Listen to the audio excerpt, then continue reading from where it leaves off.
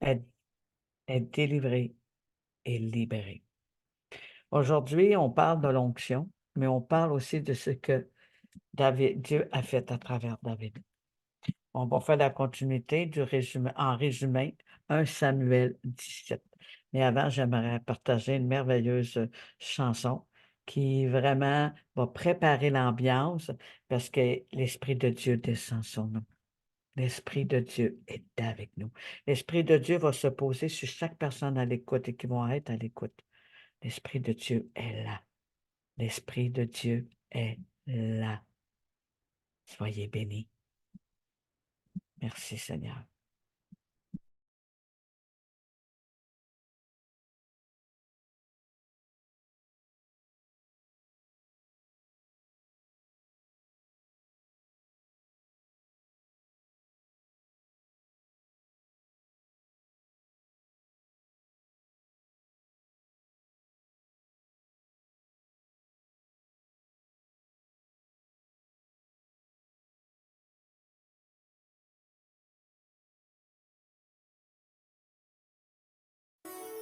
Alors que la création attend avec un ardent désir la révélation des fils de Dieu, Seigneur, voici une vie disposée à recevoir l'onction nécessaire à la fonction, afin d'être ce chariot transporteur du feu de l'Évangile, de sorte à ce que Dieu soit manifesté en cette saison et que la gloire revienne à Jésus-Christ. Alléluia. Dans l'assemblée des saints, assoiffé je me tiens. Que ton onction descende sur moi. Conscient que mon destin est dans le creux de ta main.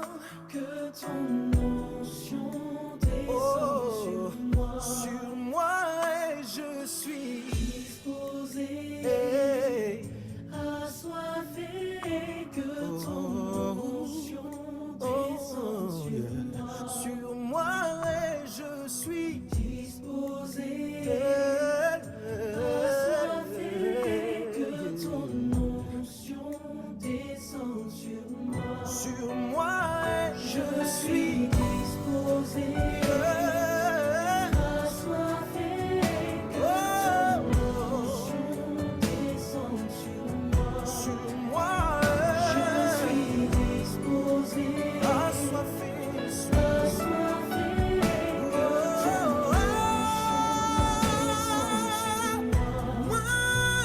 je suis disposé, assoiffé.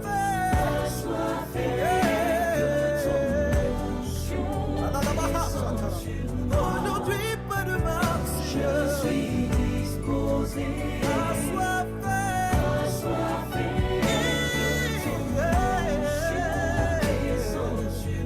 Sur moi, je suis disposé, assoiffé, assoiffé.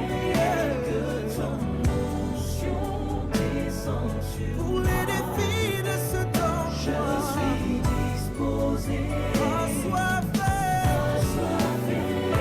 Que ton onction descende sur moi.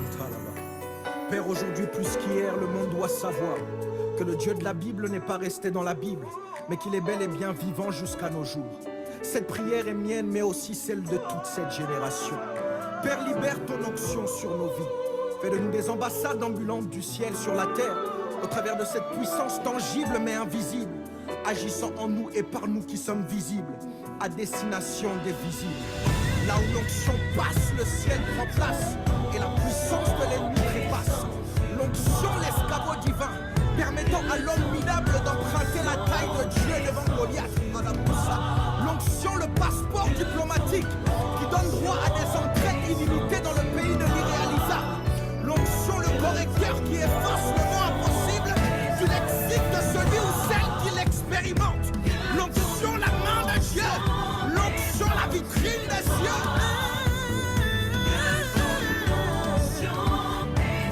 Je suis prêt.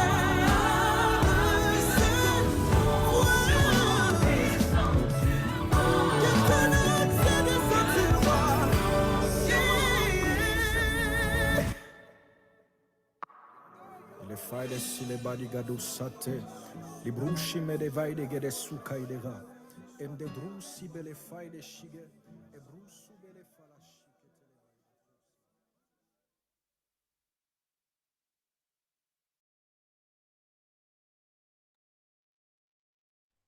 Quelle chanson puissante! Que ton onction descende. On se rappelle David, lorsque Samuel est arrivé avec une corne d'huile, le Seigneur avait choisi un homme selon son cœur et il est venu oindre David. Donc, on va aller faire un petit retour pour se rappeler que Dieu a consacré David pour l'armée du Seigneur. Le portail, la mosaïque des éclaireuses, c'est une armée qui se lève au service de l'Éternel. Ici, Évelyne Pelletier, la visionnaire. Je vous souhaite la bienvenue et au plaisir du lundi au vendredi. On pourra se rejoindre sur le YouTube et en direct sur le Facebook. Et on file en aiguille, non seulement dans les partages, partagés massivement, dans les partages ou interactions entre nous, on pourra apprendre à se connaître et d'écrire de quel pays que vous venez. Moi, je suis du Canada, près de Montréal. Et gloire à Jésus pour ce temps merveilleux. Seigneur, je voudrais te remettre ce temps. Je voudrais te remettre, Seigneur, chaque personne à l'écoute et ceux qui vont venir. Que cette chanson, Seigneur, que l'onction descend, qui nous rend assoiffés et faim de toi, puisse agir et activer. Activer notre destinée. Activer, Seigneur, le potentiel, le talent, ce que tu nous appelles. Et Seigneur, que nous puissions être au service de l'Éternel, comme David a été à ton service, à le plaçant, établissant auprès du roi Saül. Au cours de sa vie, David a été un exemple merveilleux de héros de la foi. L'héros de la foi, c'est continuer à garder les yeux sur Christ.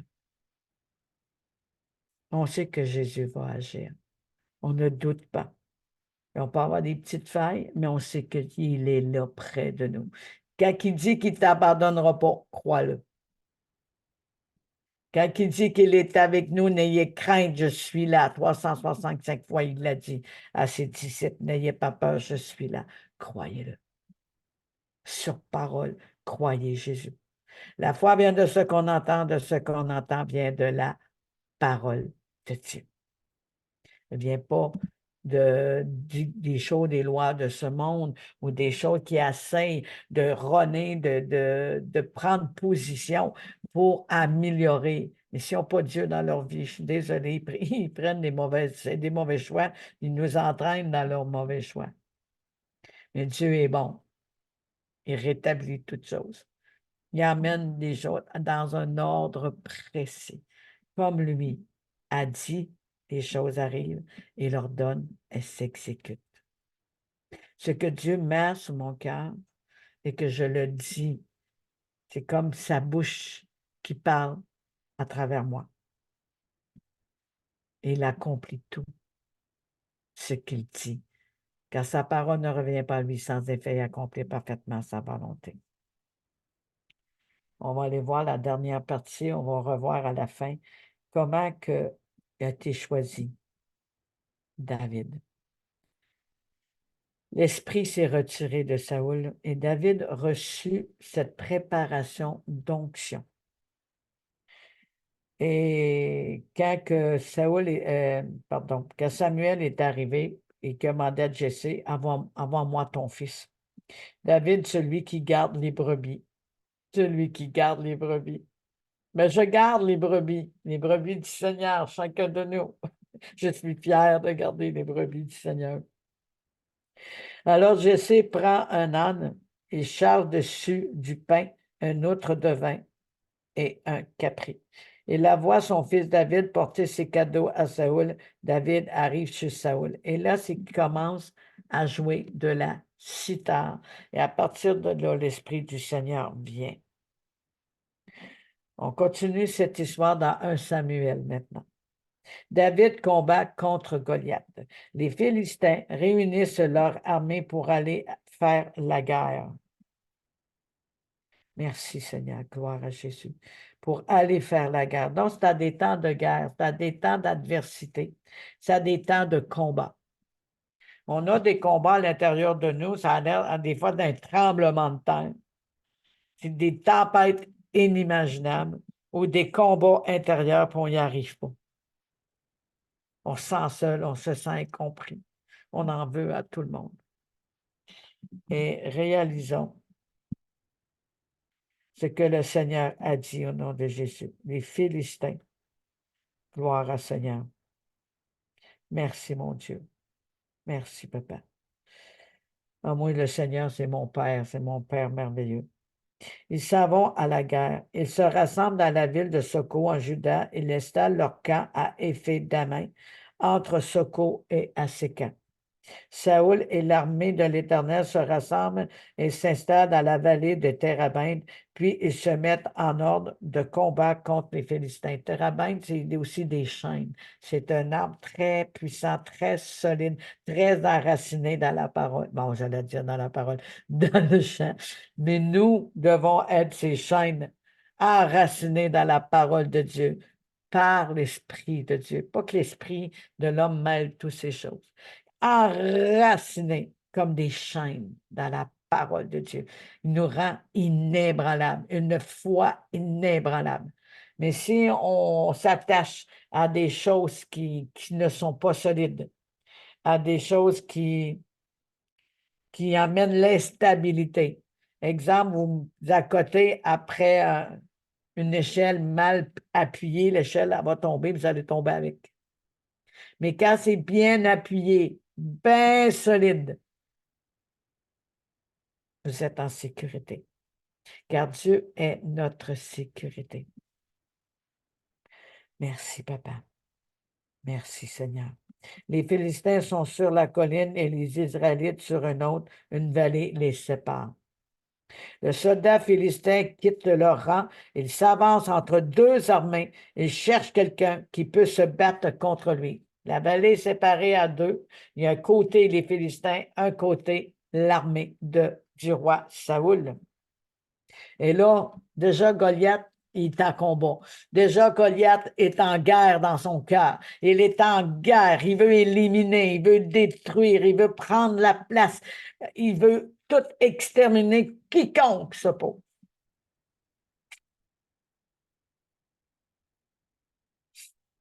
Ce soldat est de la ville de Gath. Il s'appelle Goliath. Il mesure à peu près 3 mètres. Sur sa tête, il a mis un casque de bronze. Il a des plaques de bronze autour des jambes. Il porte une cuirasse faite en écailles de bronze. Cette cuirasse pèse 60 kilos sur sa poitrine. En travers, il porte une arme de bronze. Le bois de sa lance est gros comme une barre de métier à tisser. La pointe de fer au bout de la lance pèse plus que 7 kilos. Celui qui porte son bouclier marche devant lui. Non seulement il est armé d'une armure de qualité physiquement parlant, une armure bien préparée pour Goliath sur mesure à sa grandeur pour qu'il y ait des mouvements. Et lui, qu'avec cette armure, il se gonflait d'orgueil, il se gonflait de vengeance et disait, il n'y a personne qui peut rien faire contre moi. Mais il s'est trompé. C'était sa propre force. C'était son propre pouvoir à lui. Et on sait que c'est limité pour un être humain. C'est limité pour tout ce que c'est fait par l'être humain ne demeure pas. Ce que Dieu fait est éternel. Ce que l'homme fait, un jour, ça se détruit. Un jour, ça se détruit.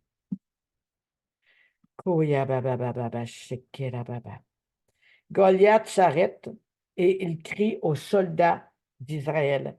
Vous vous mettez en ordre de combat? Pourquoi donc?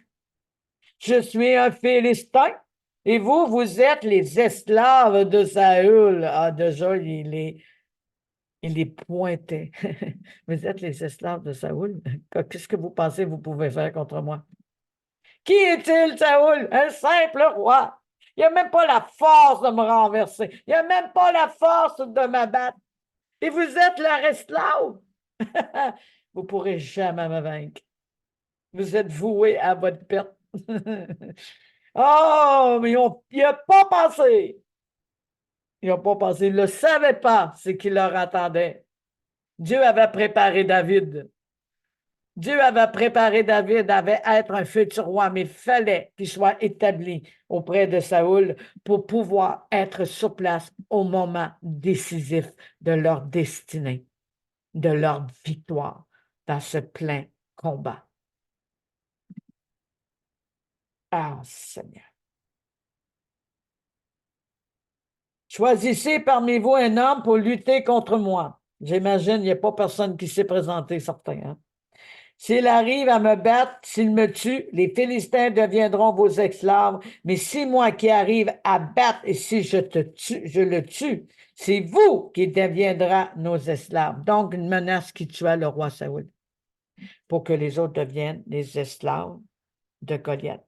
Voilà ce qui arrive avec la peur, avec les offenses, avec l'angoisse, avec l'anxiété, la pauvreté, les paroles de mort, les paroles de malédiction qui sont depuis Adam et Ève. Et nos familles ont passé par là.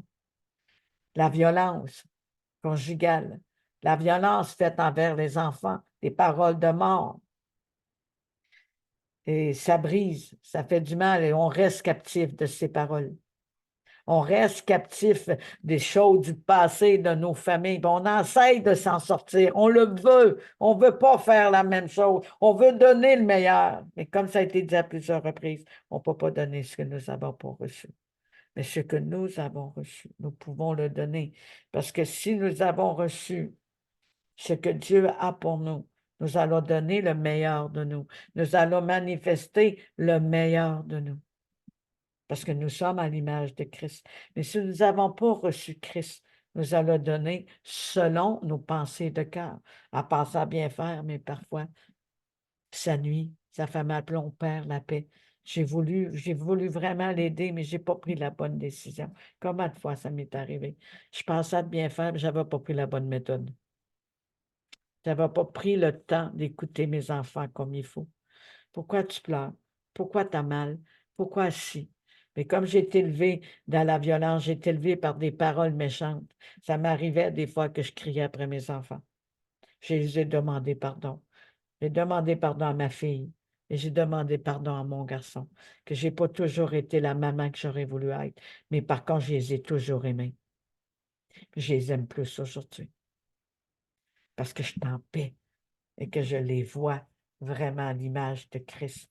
Je ne les vois pas avec leurs défauts. Je ne dis pas qu'ils n'en ont pas, là. Je ne les vois pas avec leurs défauts. Je ne les vois pas comme, comme des personnes malsaines, mais je les vois de l'amour de Dieu.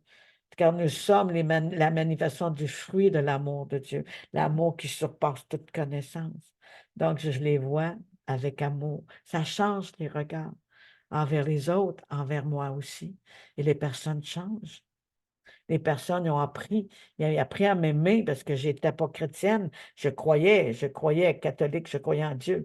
Mais je vais dire aujourd'hui, je suis une fille de Dieu. Je suis une fille choisie de Dieu. Et je sais que mes enfants sont choisis de Dieu et qui sont à l'image de Dieu. C'est la même chose pour nous-mêmes. Un jour, je regardais une prédication et je me comparais. J'avais un esprit de comparaison. J'ai dit, oh, lui, il fait des choses merveilleuses. As-tu vu, Papa d'amour? As-tu vu, Père Céleste? Regarde ce que fait le pasteur. C'est wow! Regarde, il emmène la parole. Regarde les belles choses. Puis je parlais comme ça, là, comme une petite fille. Et le Seigneur, il dit dans mon cœur, je prends plaisir à toi. Tu es ma source de joie. Mais comment je peux être ta source de joie? Je ne fais rien. Mais je ne me rendais pas compte que je priais pour des personnes. Je me rendais pas compte que je parlais avec des personnes et Dieu m'utilisait pour les aider à consoler, à prier pour eux et à rentrer dans leur destinée. Pour moi, là, c'était quelque chose qui, il n'y avait pas comme de valeur. Et ça, faut pas penser comme ça. Il ne faut pas annuler ni renier la valeur que tu as mis en nous. C'est vraiment important. J'ai demandé pardon au Seigneur. Donc, je me lève, je vois là aussi à la porte. Et là, derrière la porte, il y a une petite carte à terre. Ça a été placé par un ange. Ça, c'est sûr. Ça a été placé par un ange.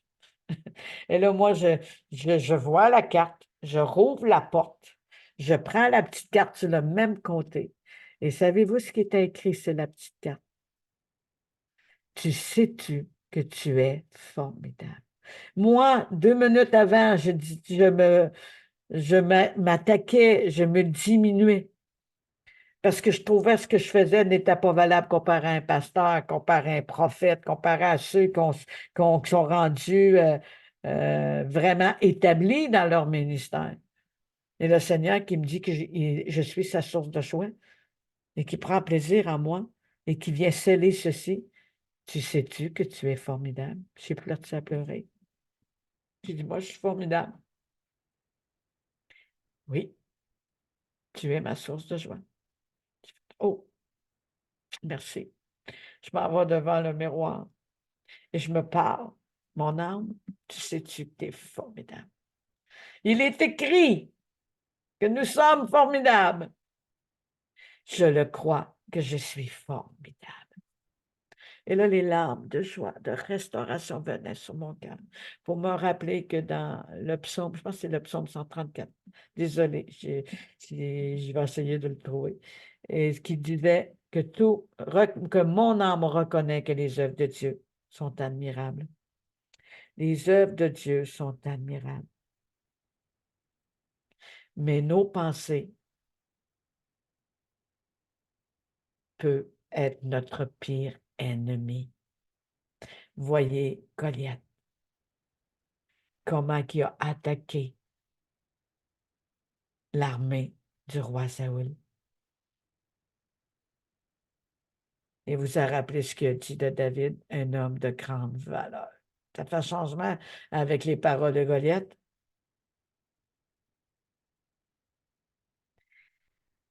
Aïe, aïe. Il ajoute encore aujourd'hui, je provoque l'armée d'Israël, envoyez-moi un homme et nous allons lutter l'un contre l'autre. C'est une lutte. C'est une lutte. Il y en a qui vont boire, ils vont se saouler.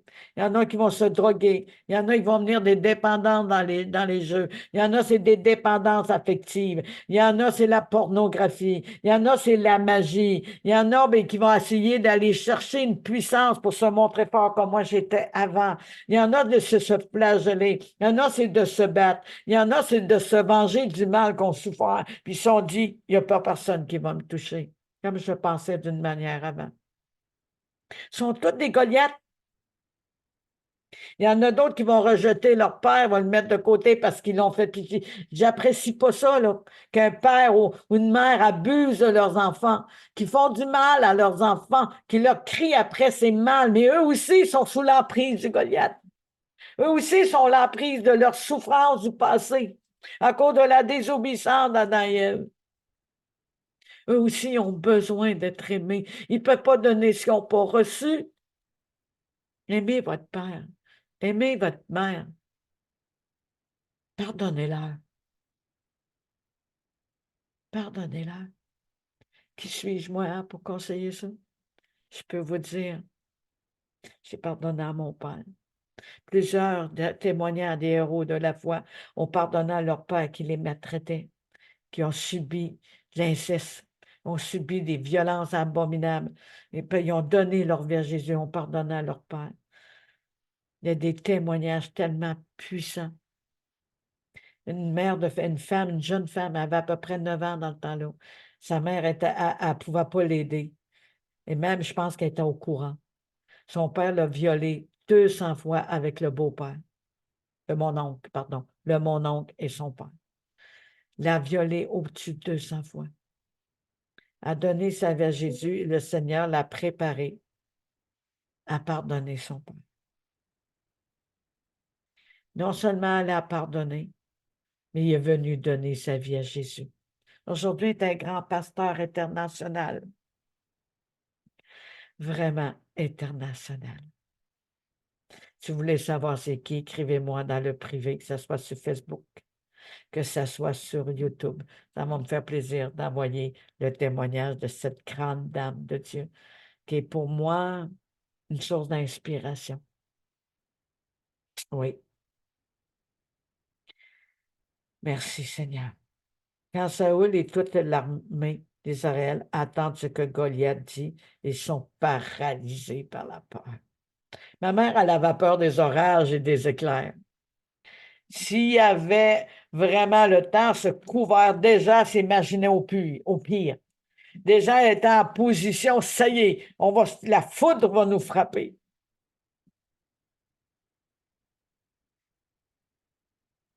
L'électricité manquait. Tout de suite, les chandelles, oui, c'est correct d'allumer les chandelles, mais elle allumait d'une façon religieuse. Mais heureusement, disait notre Père. Disait notre Père. Dieu agissait puissamment. Jésus est vivant. Il est ressuscité. Il est au milieu de nous. Et ça, c'est toutes des Goliaths à vaincre. On va s'attacher à des manières de voir, à des manières religieuses, alors que c'est Jésus qui est la solution.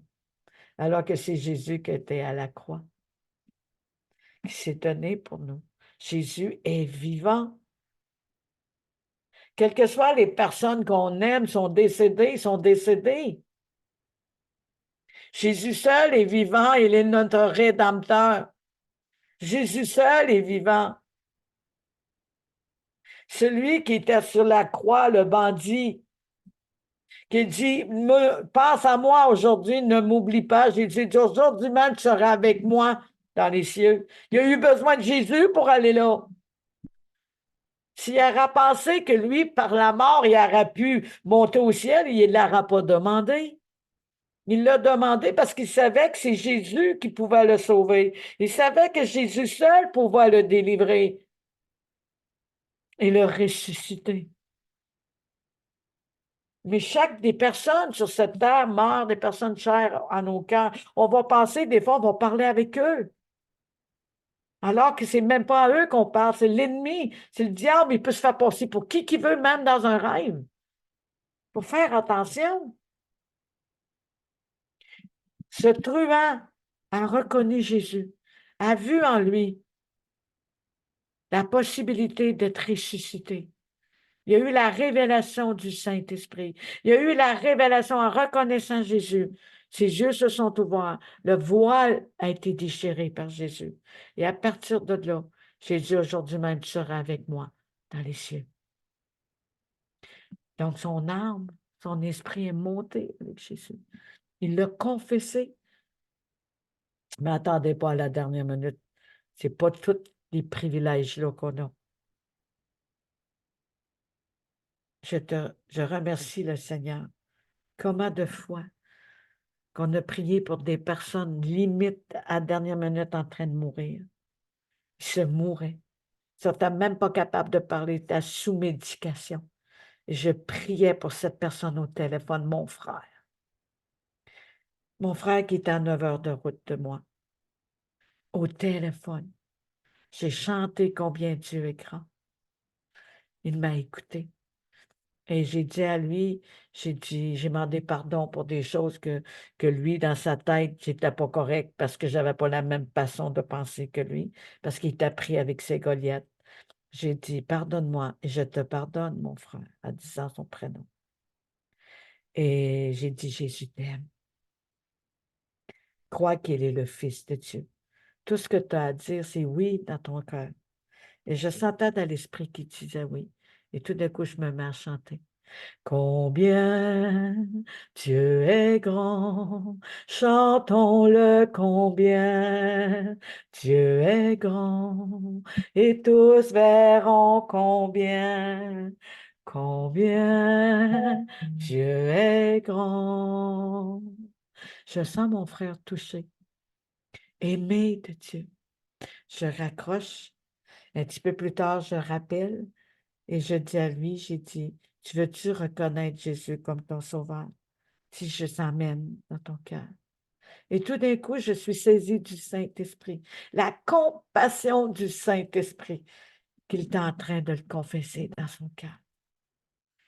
Jésus, Fils de Dieu, invite-le dans ton cœur, mon frère. Il a dit oui. Et là, il y a une chanson d'amour qui m'est venue, inspirée exprès, pour que mon frère, lorsque son dernier souffle, soit dans les lieux célestes avec Jésus-Christ, notre avocat. L'annonce vient, je suis dans la cuisine, j'ai quand même un peu de larmes, et le Seigneur a dit, célèbre, ton frère est avec moi. Oh, je me suis mis à danser. Alléluia! Je me suis mis à danser dans la maison. Il ne s'en allait pas en enfer. Il s'en allait pas, il n'était pas entre les deux pour dire, je m'en vais à l'enfer et pogner là, comme certains vont dire. Mais il y avait un chemin. Le seul chemin, la vérité et la vie qu'il faut passer par Jésus pour aller au Père, ou sans Jésus, c'est l'enfer. C'est les un ou c'est l'autre. Goliath était vraiment avec Satan. C'était la vengeance qui le conduisait. C'était la destruction qui le conduisait. Il y a la guerre, je ne pensais pas que c'est Dieu qui veut ça. Dieu connaît le cœur de chaque personne. Il veut révéler aux personnes qu'est-ce qui est le bien, qu'est-ce qui est le mal. Aujourd'hui, le bien est mal, le mal est bien. Dieu est en train de révéler pour réveiller le peuple de Dieu. C'est moi qui est Dieu. Venez vers moi. Je vous protégerai. Je vous sauverai. C'est moi, le Dieu de votre salut. Lisez le psaume 91. À ceux que je me connaissent, je le ferai connaître mon salut. Allez connaître, Seigneur, ton salut. David est fils de Jessé du clan d'Ephrata. Il habite à Bethléem dans le pays de Juda. Jessé a 8 fils et au temps de Saoul, il est très âgé. Ses 3 fils aînés, Eliab, Abinadab, Shama, sont partis faire la guerre avec Saoul. David est le plus jeune. Il a l'habitude d'aller servir Saoul quelque temps, puis de revenir garder les brebis de son père à Bethléem. Bethléem veut dire le fond, veut dire la maison du pain, la parole de Dieu. Jésus vient de Bethléem, rappelez-vous, pour ceux qui ont suivi un peu l'histoire. Et là, on s'en rappelle, il y avait un choix à faire. Je vais continuer l'histoire jusqu'au choix pour que vous réalisez. Qu'est-ce qui est écrit ici? C'est véridique. C'est véridique. Dans ce temps-là, ça se passait dans le physique. Aujourd'hui, c'est un combat spirituel pour délivrer, nous rendre libres sur la terre comme au ciel. Pendant 40 jours, Goliath, le Philistin, se présentait matin et soir. Pendant 40 jours, ils étaient harcelés et provoqués par la force et la voix de tonnerre de Goliath. La voix menaçante. Matin et soir devant l'armée d'Israël. Un jour, Jessé dit à David, prends ce sac de grains grillés et ces 10 pains, va vite au camp militaire. 40 jours. Donc, David s'est présenté à la 40e journée. Ils ont été 40 jours sous la menace de Goliath. Et déjà, la première journée que Goliath les a menacés, la destruction de tuer Saoul, afin de faire de l'armée de Saoul ses esclaves, était déjà paralysée par la peur. C'est pas évident, 40 jours. Ouf! Mais le Seigneur avait une solution. David, savez-vous ce que ça veut dire? La signification biblique. Pas pas occultisme, ésotérisme, biblique, mon bien-aimé. Wow! Prends ce sac de grains grillés, les 10 pains, va vite au camp militaire. Tu les donneras à tes frères. Prends aussi ces 10 fromages et donne-les à leur commandant. Va voir si tes frères sont en bonne santé. Comme Dieu est bon. Et pardon, rapporte-moi quelque chose qui me montrera que tout va bien là-bas. Rapporte-moi quelque chose que tout va bien là-bas. Devinez ce qu'il a rapporté. Oh mon Dieu Seigneur, tu vas les trouver avec Saoul de toute l'armée d'Israël. Ils sont dans la vallée du Térébinthe en train de faire la guerre aux Philistins. En train de faire la guerre aux Philistins. Et je crois que la guerre était plutôt contre leur Goliath à eux. La guerre était contre leurs émotions, contre la peur qui les tenaçait, l'angoisse qui les tenaçait, l'anxiété qui les tenaçait, les crises de panique qui les tenaçaient. Prisonniers captifs de ces pièges du oiseleur, qu'est-ce que Goliath a provoqué dans leur cœur? La perte de quelque chose aussi, le deuil qui tenaille, qui compresse, qui étouffe, ça devient des esprits d'oppression. L'Esprit du Seigneur est sur moi pour délivrer les prisonniers et rendre libres les prisonniers et délivrer les opprimés au nom de Jésus. Le jour suivant, David se lève tôt le matin. Il laisse ses brebis à un gardien. Vous voyez, il laisse ses brebis à un gardien. Il ne les laisse pas tout seul. Il les laisse à un gardien. Merci Seigneur. Gloire à Jésus. Gloire à Jésus. Merci. Il prend le cadeau, il se met en route, comme son père Jessé l'a dit, il arrive au camp d'Israël. À ce moment-là, l'armée d'Israël se prépare pour le combat et les soldats poussent le cri de guerre. Pendant ce temps-là, l'armée d'Israël se prépare au combat, pousse un cri de guerre. Et les Israélites et les Philistins se mettent en ordre de combat. Ils sont en ordre de combat. Ils se mettent prêts pour combattre. Mais ils y vont par la peur. Et ils y vont par l'angoisse. Parce qu'il faut qu'ils se battent pour l'honneur de leur pays, pour l'honneur de leur nation, pour l'honneur du roi. Il fallait qu'ils se battent pour défendre le roi Saül.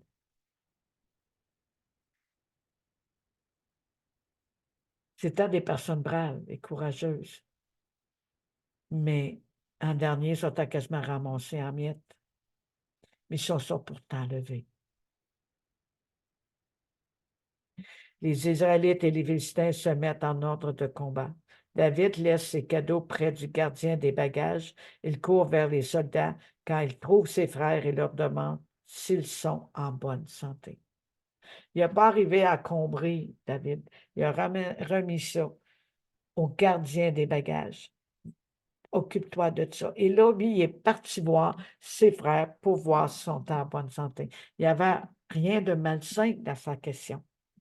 Il n'y avait rien de méchant dans sa question. C'était une usée de bonté de l'Éternel envers ses frères, comme son père Jessé a demandé. Donc, il a obéi. Pourtant, David a été mis de côté. Il a été jugé par ses frères. Il s'occupe de ses moutons. Et David arrive là comme un bon serviteur. Au moment où il parle avec eux, le Philistin de Gath, qui s'appelle Goliath, s'avance devant son armée. Et comme d'habitude, il se met à provoquer les Israélites. David attend tout ce qu'il dit. Quand les Israélites voient Goliath, ils ont tous très peur et ils reculent. Ils sont en position de guerre, mais quand ils voient Goliath, ils sont foudroyés par la peur, ils reculent. Ils n'arrivent pas. Ils sont paralysés par la peur. Ils sont bloqués par des limites. Ils sont bloqués. Chacun dit, vous voyez cet homme-là, il vient tout provoquer. Il vient nous provoquer. C'est pourquoi il s'avance vers nous et quelqu'un réussit à le tuer. Le roi lui donnera beaucoup de richesses. S'il réussit à tuer Goliath, le roi Saül promet qui lui donnera beaucoup de richesses. Il lui donnera sa fille en mariage et la famille de son père ne paiera plus d'impôts en Israël. Il avait du pouvoir sur la terre, le roi Saoul, mais il n'avait pas de pouvoir contre les forces du mal satanique. Il n'avait aucun pouvoir. Il a promis ces choses à David. David demanda aux soldats qui sont près de lui. Qui est ce Philistin non circoncis qui se permet d'insulter l'armée du Dieu vivant? Oh! Qu'est-ce qu'on va donner à celui qui tuera ce Philistin pour effacer l'insulte lancée contre Israël? Je répète, David demanda aux soldats qui sont près de lui, qui est ce Philistin non circoncis? Ça veut dire de cœur, parce que les autres, ils parlaient sexuellement, mais de cœur, il faut être circoncis. Ça veut dire Jésus vient nous transformer. Il vient enlever la crasse accumulée pour que notre cœur soit transformé à l'image de Christ. Merci, Seigneur. Qui se permet d'insulter l'armée du Dieu vivant. Il ne s'est pas laissé décourager puis abattre. Il m'a insulté. Il a insulté l'armée. Non. Qui est-il, lui, qui ose insulter l'armée du Dieu vivant? Qui est-il qui a insulté ma famille, qui a insulté l'armée du Dieu vivant, chacun de nous? Qu'est-ce qu'on va donner à celui qui tuera ce Philistin pour effacer l'insulte lancée contre Israël? Dieu, à travers David, a effacé toutes ces paroles de mort, de malédiction, d'intimidation, a effacé à travers David l'insulte lancée contre Israël.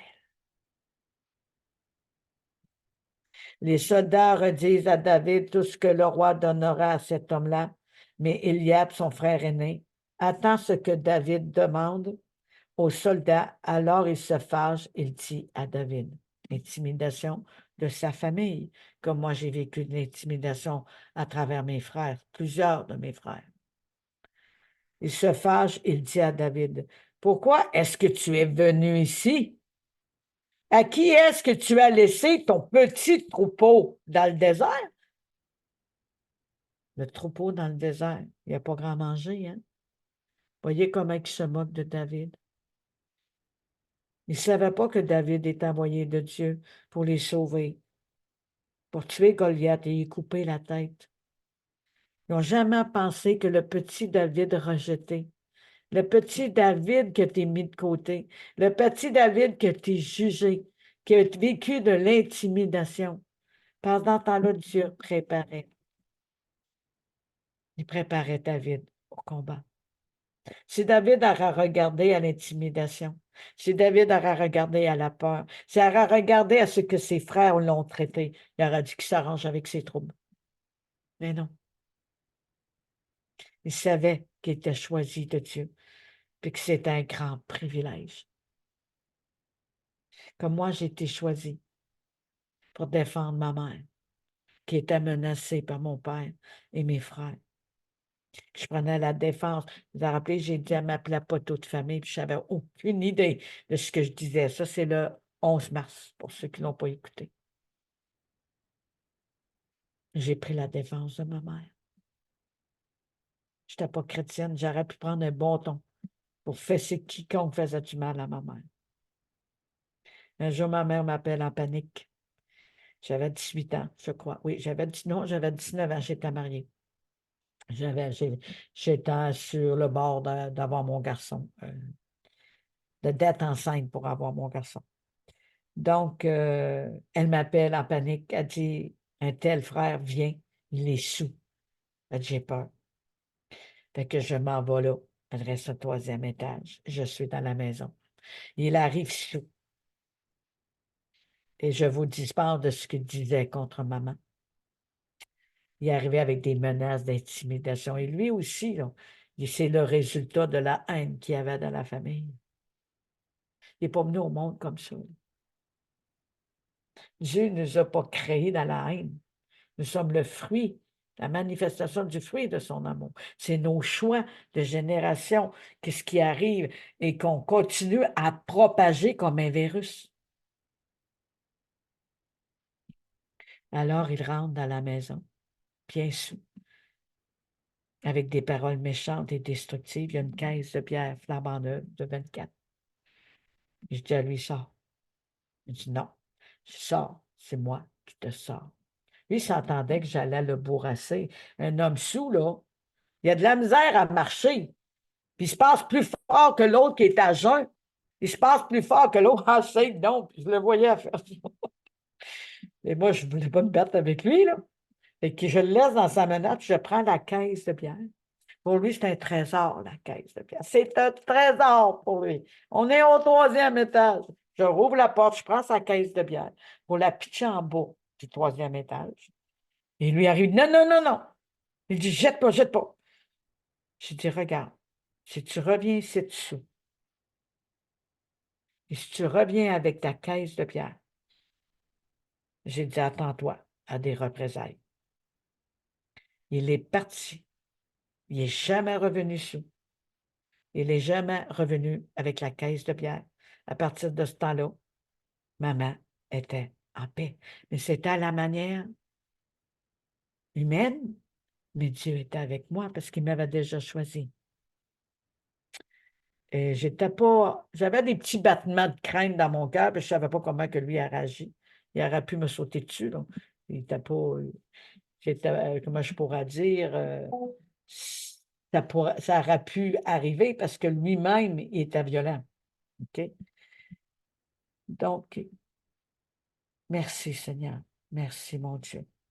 Et là, le frère qui dit à David, David qui est dans son désert, qui passe, qui nourrit les moutons dans le désert, continue à harceler David. Je te connais bien, petit orgueilleux, ton cœur est mauvais. C'est pour voir le combat que tu es venu. Et quel combat qu'il est venu voir? Il avait peur. On t'a paralysé.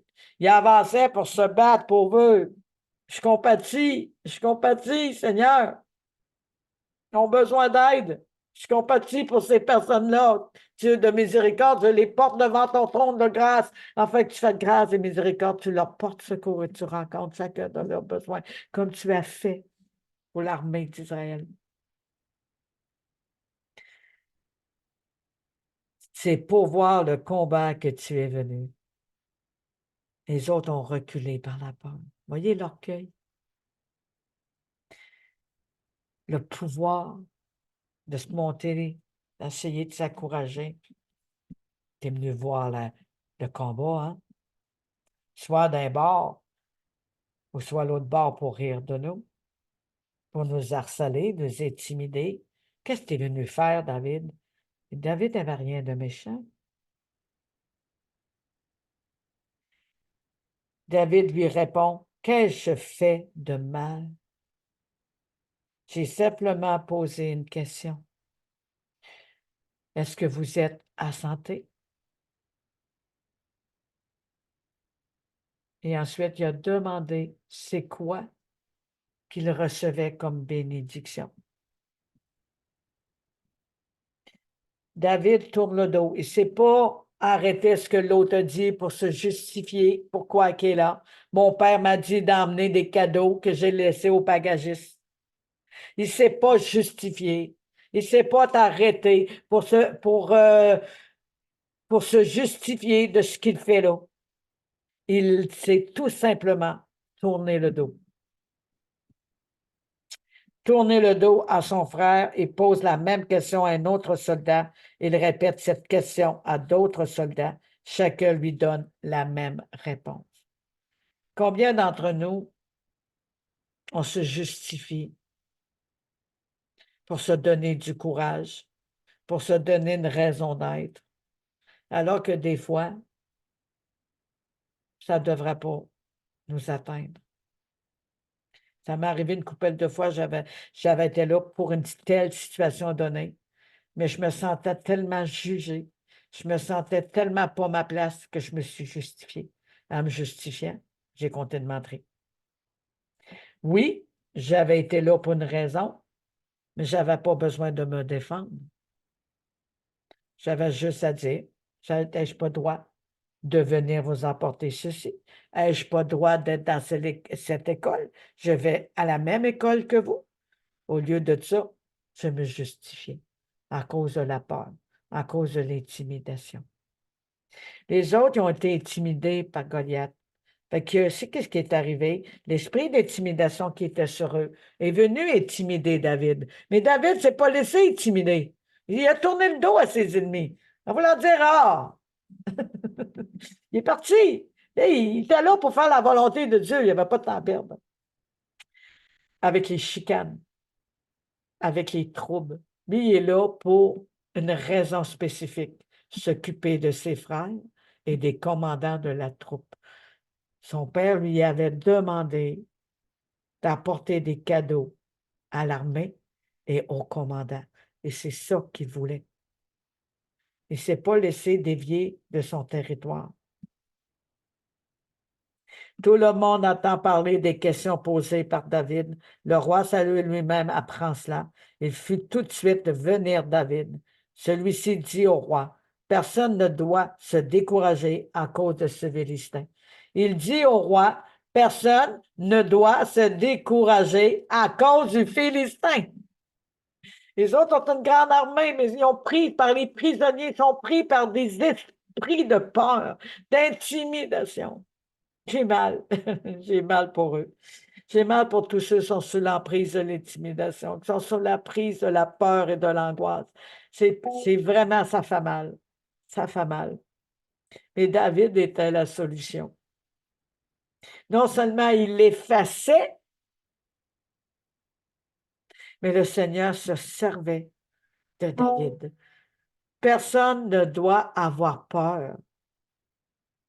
Ah, Seigneur, merci. Ne doit se décourager à cause de ce Philistin, moi j'irai me battre contre lui. Saül lui répond, non, tu ne peux pas aller te battre contre lui. La vision, l'image de David, Dieu voyait un soldat, un guerrier dans le cœur de David. Il voyait un combattant, un conquérant dans le cœur de David, parce qu'il avait Dieu en lui. Mais les autres voyaient David comme un migrichon, comme un petit sans force. Un jeune adulte, hein, il n'était pas vieux, David. Il n'était pas vieux. Merci, mon Dieu. Toi, tu n'es qu'un jeune garçon et lui, c'est un soldat depuis sa jeunesse. Alors David dit, quand je garde les brebis de mon père, un lion ou un autre animal sauvage vient et prend une brebis du troupeau, je cours derrière lui. Je le frappe et j'arrache la brebis de sa gueule. Il ne fuit pas, là. Il n'a pas fui. Il n'est pas sous le contrôle de l'intimidation parce qu'il sait que Dieu est avec lui. Mais les pauvres, eux, ils essayaient de se débattre par eux-mêmes, se défendre par eux-mêmes. Ils n'avaient pas la force contre Goliath. L'armée au complet a reculé, paralysée par la peur. Mais Dieu a vu David comme un seul homme. Ah, Seigneur, parle à ton peuple. Parle à ton peuple. Parle à tous ceux, hommes, femmes bien-aimés, qui écoutent et ceux qui vont écouter en replay. Révèle-toi que tu es là auprès d'eux et que tu envoies des solutions. Aujourd'hui, tu m'as mis sur leur route, Seigneur, pour qu'ils attendent parler de toi et que tu vois leur cœur parce que tu connais leur destinée que tu as formée pour eux. Et cette destinée, Seigneur, n'est pas en lien avec l'héritage familial, n'est pas en lien avec la peur de ce que nous avons vécu, mais tu vas en ressortir quelque chose de merveilleux. À ceux qui croient que tu es le Fils de Dieu verront des grandes choses. À ceux qui croient que tu es le Fils de Dieu Jésus, ils verront des grandes choses. Je te remercie que c'est par le sang de l'agneau que tu as tout effacé. Je cours derrière lui, je le frappe et j'arrache la brebis de sa gueule. Et s'il vient contre moi, je le saisis à la gorge et je le tue. On parle du lion ou de l'ours, dépendant la version. Voilà comment je fais pour tuer les lions et les autres animaux sauvages. Je vais faire la même chose avec ce Philistin, mon non-circoncis qui a insulté l'armée du Dieu vivant. Il ne tolérait pas rien contre l'armée du Dieu vivant. Il ne pouvait pas permettre que Goliath, un non-circoncis, insulte l'armée du Dieu vivant. Il ne pouvait pas permettre ceci. Le Seigneur me protège des griffes du lion et des autres animaux sauvages. Il va aussi me protéger des attaques de ce Philistin. Alors Saül dit à David, pars donc et que le Seigneur soit avec lui. Dans ce temps-là, c'était dans le physique, mais moi, je vais expliquer quelque chose que le combat est spirituel. Dans Éphésiens 6, à partir de 10, le combat n'est pas charnel, n'est pas contre le monde, mais contre les forces du mal, les principautés, les dominations, les princes des ténèbres, les esprits méchants. C'est contre eux que Dieu se bat. Mais pour être participants de sa gloire, il nous utilise comme David ou contre d'autres personnages selon ce que Dieu nous a prédestinés d'avance. Aujourd'hui, tous ceux qui écoutent Dieu vous a prédestinés d'avance. Si vous croyez que Jésus est le Fils de Dieu, vous serez sauvés. Si vous le croyez de tout votre cœur, de toute votre âme, de toute votre être, vous verrez des grandes choses arriver à l'instant même. Croyez-le, j'en suis l'exemple. Au nom de Jésus.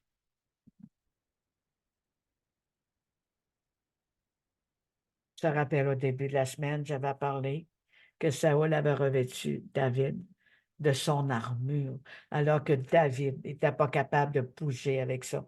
Toute la différence de Goliath, qui avait toute cette armure, de toutes ces paroles méchantes, qui venait faire une armure pesante, lourde, mais que lui déplaçait par sa force. Mais sa force, elle était limitée. Quand on réalise ce que David a réalisé par la main de Dieu, vous pouvez vous relever et prendre courage. Jésus a vaincu le monde des ténèbres, le monde du mal, et de toutes ces choses qui ont été mises sur cette terre par Lucifer, est venu détruire les clans machiavéliques de chacun de nos vies est effacé. Au nom de Jésus, que la paix de Dieu et que sa protection soit sur chacun de nous. Donc, David a ramassé 5 pierres et en a pris une avec sa fronde. On se rappelle que j'en ai parlé, il est arrivé devant Goliath. Et Goliath, il dit à David, « Qu'est-ce que tu fais devant moi avec ton bâton? Me prends-tu pour un chien? » On va continuer cette merveilleuse histoire qui est encore dans 1 Samuel 17 à partir de 43. Tu viens contre moi avec un bâton, me prends-tu pour un chien? Il lance à David des malédictions de la part des cieux, des dieux philistins.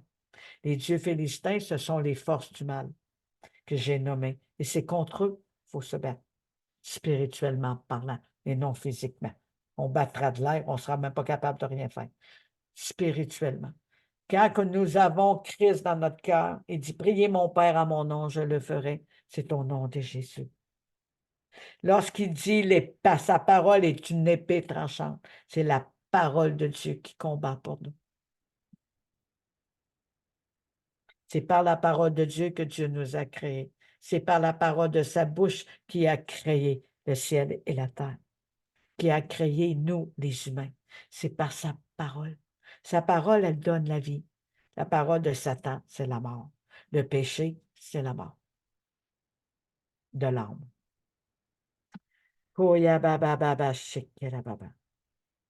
Merci. Il crie encore, viens ici, je vais donner ton corps à manger aux oiseaux et aux animaux sauvages. David lui dit, toi, tu viens contre moi avec une épée, une lance et une autre arme, et moi, je viens contre toi au nom de notre Dieu, l'Éternel des armées. Voyez la différence? L'autre écrase, l'autre déclare. Goliath a mangé les fruits de ce qu'il dit. Car c'est du trésor de notre cœur que notre bouche parle. David, le trésor de son cœur, il savait qu'il y avait un Dieu en lui et qu'il n'avait rien à craindre. Alors, je viens contre toi au nom de l'Éternel des armées, le Seigneur de l'univers, le Dieu de l'armée d'Israël que tu as insulté. C'est une vérité. Aujourd'hui même, le Seigneur va te livrer à moi. Je vais te tuer et te couper la tête. Il n'a pas traité des malédictions, Goliath. Il a dit une vérité. Aujourd'hui même, je vais donner les corps des soldats philistins aux oiseaux et aux animaux sauvages qui les mangeront. Alors tout le monde apprendra que les Israélites ont un Dieu et tous les Israélites rassemblés ici le sauront.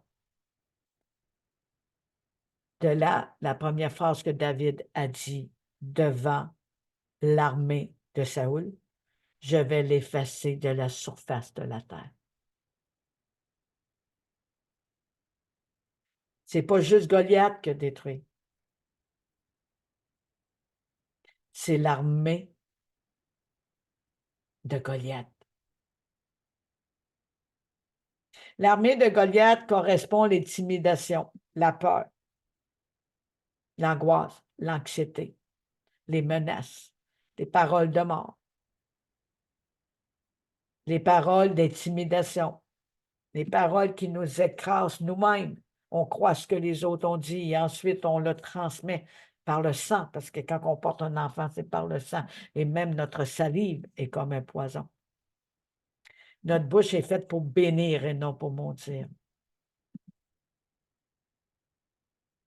Et là, David s'est positionné. Alors, aux oiseaux et aux animaux sauvages qui les mangeront. Alors tout le monde apprendra que les Israélites ont un Dieu et tous les Israélites rassemblés ici le sauront. Le Seigneur n'a pas besoin d'épée ni de lance pour donner la victoire. Il est le maître de cette guerre. Il va vous livrer à notre pouvoir. Seigneur Dieu, Père éternel, je te remets chaque personne qui écoute ou qui vont écouter, Seigneur. Je te remets, je déclare que tu es Dieu, le Tout-Puissant, l'Éternel des armées, et que c'est ton combat. Je déclare que tu vas les effacer de la surface de la terre, de la surface de nos pensées, et que tu vas guérir le cœur de chaque personne. Je remercie, mon Dieu, mon roi, que tu es là, l'Éternel des armées, l'Éternel de gloire qui fait son entrée. Tu es là et tu combats à travers David. Mais Seigneur, aujourd'hui que le David qui est déclaré de ma bouche, ce David, ce qui veut dire bien-aimé, nous sommes tes bien-aimés. Que tous ces bien-aimés puissent recevoir cette délivrance. Que tous les bien-aimés du Seigneur puissent recevoir cette libération. Que ce soit la maladie, les dépendances, la cupidité, la colère, la jalousie, la cigarette, la pornographie, l'anxiété, l'angoisse, la sorcellerie, la médisance et toute autre chose, Seigneur. Aujourd'hui, ces Goliaths seront confrontés par la puissance de la révélation du nom de Jésus. Et Seigneur, je suis devant toi et je crois que plusieurs vont avoir des délivrances. Je te remercie. Goliath se remet en marche vers David. Alors David court très vite vers Goliath sur le terrain du combat. Nos champs de bataille, nos émotions, nos pensées, c'est le terrain du combat. C'est pour ça que Jésus, l'amour sacrificiel qui est venu à personne, est venu nous donner la paix. L'amour est venu faire son œuvre, en fait, de nous changer à son image. C'est l'amour qui transforme. C'est pas la guerre, c'est pas les menaces, c'est pas en disant des paroles de malédiction, de mal à quelqu'un qui nous a fait du mal ou à nous-mêmes. Ça ne change pas la vie. Même il y a un verset qui dit, c'est par une parole douce qu'on calme la colère. Et que le Seigneur savait ce qu'il faisait. Il savait. Alors David court très vite vers Goliath sur le terrain du combat. Il prend une pierre dans son sac et la lance avec front. Et la pierre va frapper le front de Goliath. Imaginez, mais ça dans un tire-front. Une pierre, il ne prit qu'une. Il y en avait 5, mais il ne prit qu'une. Et ça, c'est le réma parce que Jésus est la pierre angulaire. Et il a pris cette pierre. Il l'a mis dans son bandolière, son tire-front. Il est parti. Mais tout, la grandeur de Dieu, toute la force de Dieu que David était convaincu, qui est Dieu, et qui vous a mis à mon pouvoir, parce qu'il l'a cru. Il y a une force que saisit sa main, c'est-à-dire le bras de Dieu. Il est parti, puis il a fait à plein front, il est tombé raide mort à terre. Le front représente la pensée méchante, les cœurs endurcis, les pensées méchantes qui endurcissent notre façon de voir et vient nous aveugler. Et ça vient opprimer, ça vient comme une pierre dure. En recevant à plein front, il a tombé raide mort. Il a pris l'épée de Goliath qui était 3 fois, 4 fois plus pesante que l'épée du roi Saoul. Imaginez la grandeur qu'avait Goliath, il prenait une grande épée, hein? Il était forgé de la première qualité. Goliath ne prenait pas n'importe quoi, bien aiguisé. Il a pris l'épée, il a embarqué sur Goliath, puis il est arrivé de même.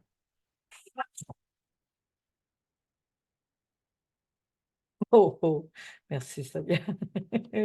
Oh, je sens sa présence. Amen. Il a coupé le cou de Goliath. La philosophie, les manières de penser, les héritages familiales, les pensées du passé, depuis Adam et Ève, ont semé le trouble dans la vie de nos familles, de génération en génération. Vous a rappelé que son père a demandé, tu me rapporteras des nouvelles de tes frères. Il a rapporté la tête de Goliath. Il a rapporté la tête de Goliath. Ah, Seigneur, que tu es bon.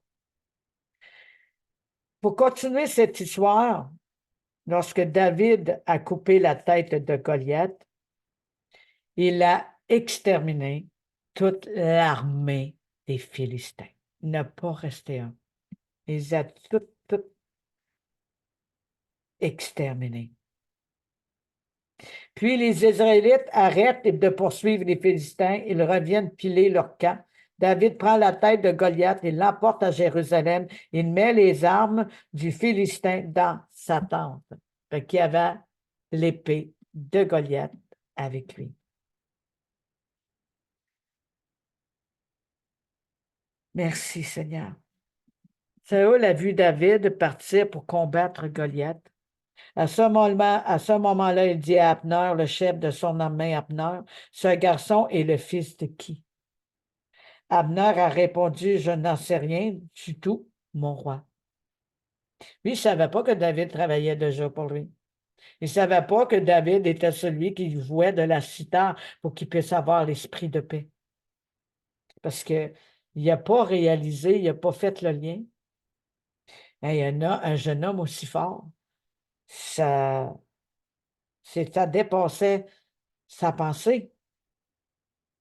Saül a dit, renseigne-toi pour le savoir. C'est pourquoi quand David revint au camp après avoir tué Goliath, Abner va le chercher et le présente à Saül. Il a encore la tête du Philistin dans ses mains. Saül lui demande, tu es le fils de qui, jeune homme? David répond, je suis le fils de ton serviteur Jessé de Bethléem. Je remercie au Seigneur pour toute personne qui a été touchée, que toutes personnes qui ont été délivrées et qui ont vu la gloire de Dieu. Crois au Seigneur Jésus et tu vas voir des grandes choses. Mets pas ta force dans l'homme, parce que c'est dit aussi dans Zacharie, ne marche pas par ta puissance, ni par ta force ou ta sagesse, mais marche par l'Esprit de Dieu. Père éternel, je te remercie pour ce temps magnifique que nous avons passé. Merci Seigneur que tu as effacé de la surface de la terre tous ces esprits méchants qui étaient contre ton peuple ont été chassés au nom de Jésus. Ils ont été voués à la destruction, éradiqués. Car Jésus lui-même dit, j'ai désarmé l'ennemi par l'œuvre de la croix. Je te remercie, je lis, j'enchaîne tous les hommes forts de nos pensées maintenant par cette parole.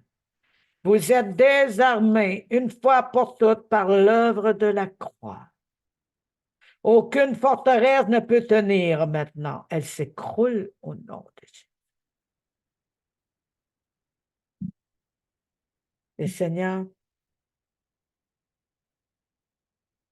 la pensée et la chair n'est pas une puissance, mais la vertu de Christ est une puissance pour renverser toutes les forteresses qui vont à l'encontre de la connaissance de Christ afin que nos pensées soient captives à l'obéissance de Jésus-Christ. Je te loue et je te rends grâce. Merci, Père éternel. Combien Dieu est grand, chantons-le combien Dieu est grand, et tous verront combien Dieu est grand. Son nom est tout-puissant, digne de louange. Je chanterai combien Dieu est grand. Chantez, chantez. Son nom est tout-puissant, digne de louange. Je chanterai combien Dieu est grand. Combien Dieu est grand, chantons-le combien Dieu est grand, et tous verront combien Dieu est grand. Il est grand, il est puissant. Puissant est l'Éternel des armées. Le roi de gloire fait son entrée. Il est fort, vaillant et puissant. Qui est l'Éternel des armées? Le roi de gloire. Soyez bénis. Je vous aime. Et surveillez les prochaines choses à venir de nos héros de la foi. Gloire à Jésus. Partagez massivement. Parce qu'il y a des personnes qui savent que Dieu va agir. Des âmes qui vont venir au Seigneur, des âmes qui vont être guéries, délivrées. Car c'est du trésor de notre cœur que la bouche parle. Louez l'Éternel. Rappelez-vous de ses bienfaits. Je vous bénis et à bientôt. Alléluia. Alléluia, Seigneur Père éternel. Merci.